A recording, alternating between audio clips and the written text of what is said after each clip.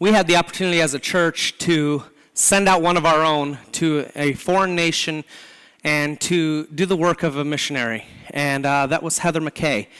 And we are so proud of what she was able to accomplish. I was so excited to listen to her present to the Primetimers on Thursday. She did a great job of communicating what happened while she was gone and what were the things that she encountered. And this morning what we want to do is we want to give her an opportunity to share with you what she experienced over there and what God is doing in the nation of Cambodia, a nation that has a lot of issues, but God is working. And he's working through his people. So I'm going to ask Heather to come up, and I will say as she's coming up, yes, give her a round of applause, please. And I will say as she's taking a seat here that unfortunately, Heather's going to be leaving us this week and she thinks she needs to go to college. So I guess that's going to be a great thing, though. But she is going to be entering Ozark Christian College in Joplin, Missouri, and we'll give her an opportunity later to explain how that all kind of came about, because she was all ready to go to Calvin College at one point. God works in mysterious ways. So the first thing I want to do is just say, hey, thank you for your willingness to go and be what God is calling you to go and be. And I know that he is working in your life, and I've seen the evidence in my interactions with you that God is working in your life, and I'm very, very proud of you, and your church is very, very proud of you. But I want you to explain what made you decide to take a mission trip to Cambodia?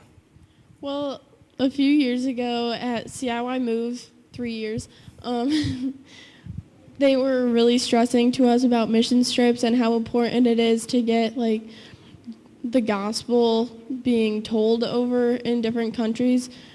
And I was praying about it, and I was like, should I go? Should I not go? And then God answered me, and he was like, yes. And I was like, where am I supposed to go then? Because I'm not just going to go anywhere. And he responded with Cambodia.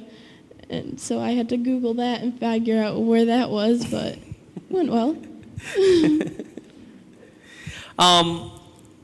What is life like in Cambodia as compared to America?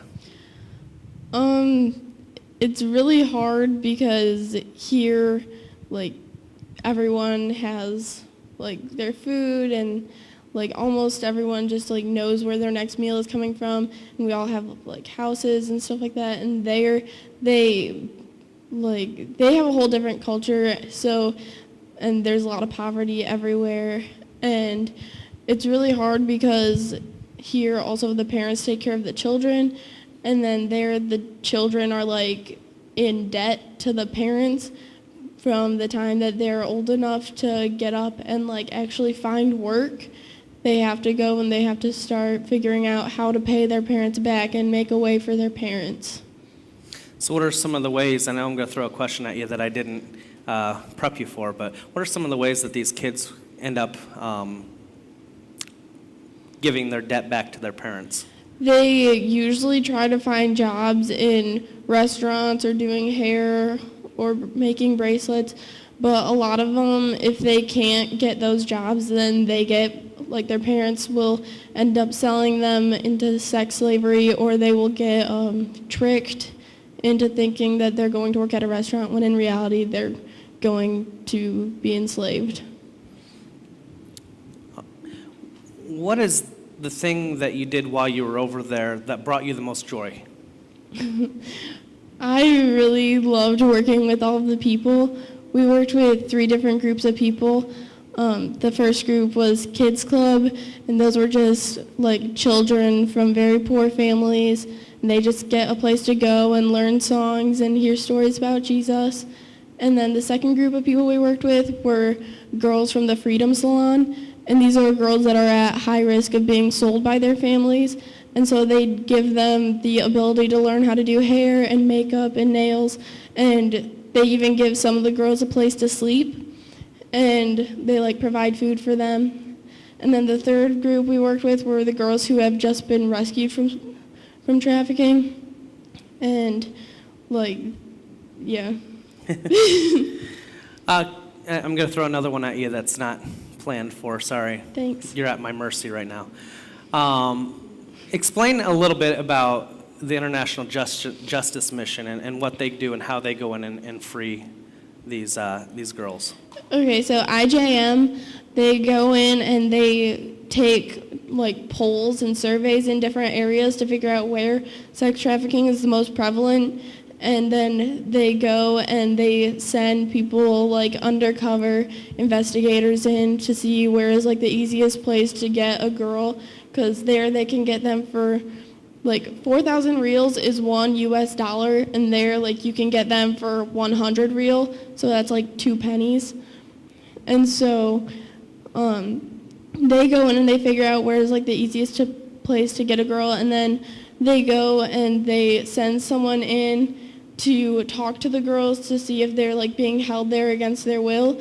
And if they are, then they can send people back a few weeks later. They have to work out stuff through like the legal and stuff, the legal system. and then they have to go through that so that they don't just like take them illegally.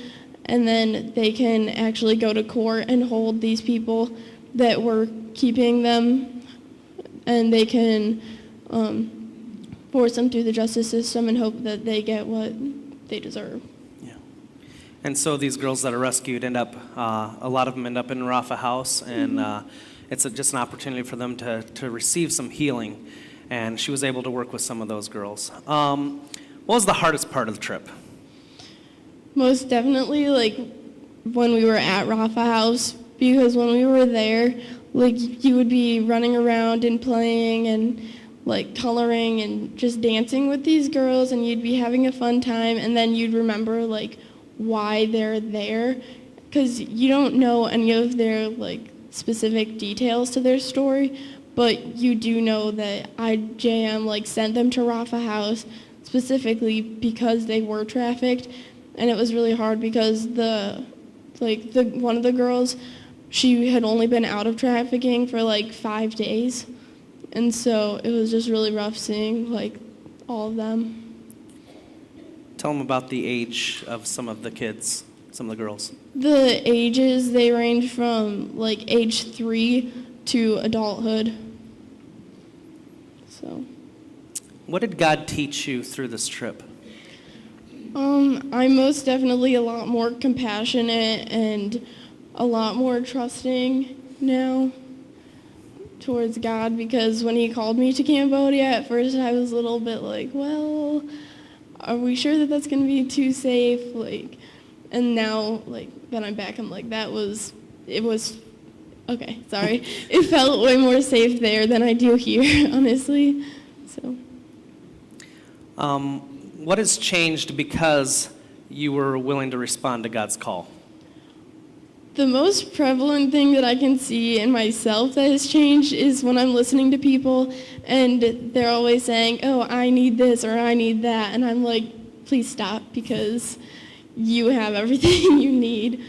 Like, you don't need another pair of clothes, because people there, like, they usually only have like 1 to 2 pairs of clothes.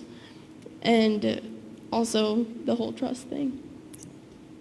Okay, so with your experience and what you've gained and what God's been teaching you, what are some ways we as a church can help respond to this crisis? I'm actually doing another fundraiser.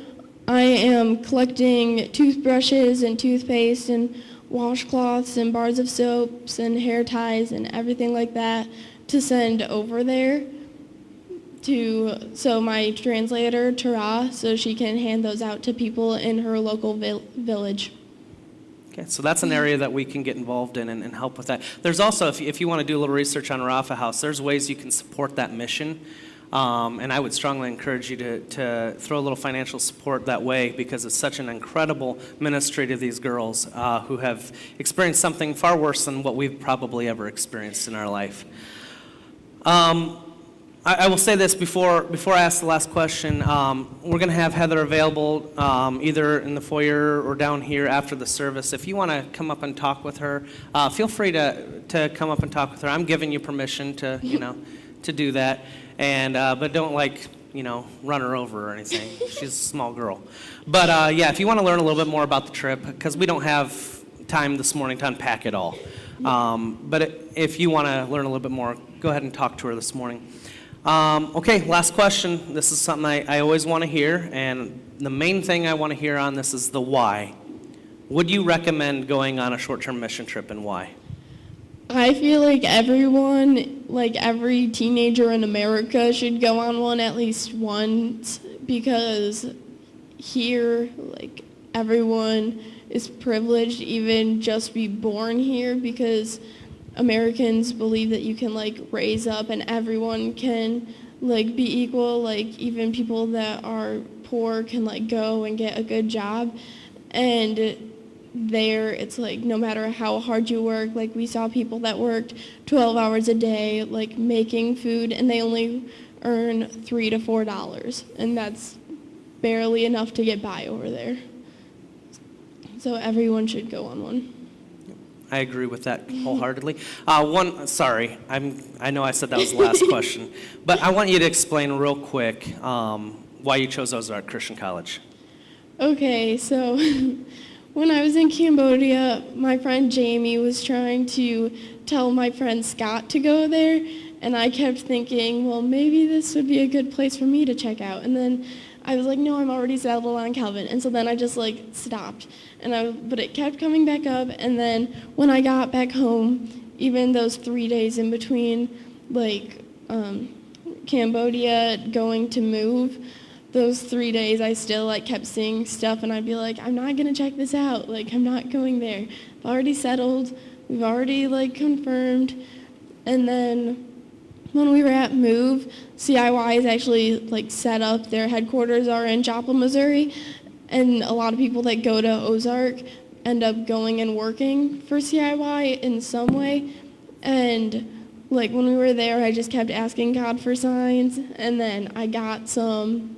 So, Yep. Am I supposed to, like, tell more?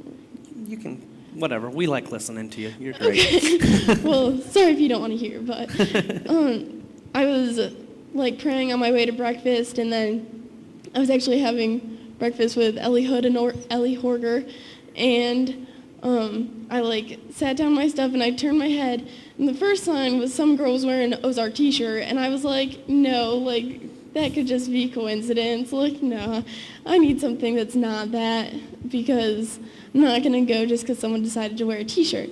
And so then we, like, went to the main session, and then when we were walking to the young adult group, I was talking to Eric Willis about everything that happened that morning, and then he was like, well, we'll keep a lookout. And then when we were in the young adult group session, Mark Christian was talking, and he was like, nobody ever wants to go on a mission trip the summer in between their freshman and sophomore year of college. And there's only one person that I've ever known that's wanted to do that, and it was a girl, and she went to Ozark, and when that happened, I just, like, sat back, and I was like, no way. And then Eric Willis and Alexis Hunley just, like, snapped their necks to look at me, and they're like, this is so cool, and I'm like, no. And then over the course of the day, I finally made my peace with it, but yeah. God will change you when you put your heart and your mind towards Him. And so I just want to say again, your church is proud of you. And we're proud of you not just because you went to Cambodia and got to present to us an awesome opportunity, but we're proud of you because we know that you're going to go off to college not just to pursue a degree, but to pursue an opportunity to further your education in how to be a missionary and how to influence the world for Christ. So we are so proud of you, and we've got your back, okay? Thanks.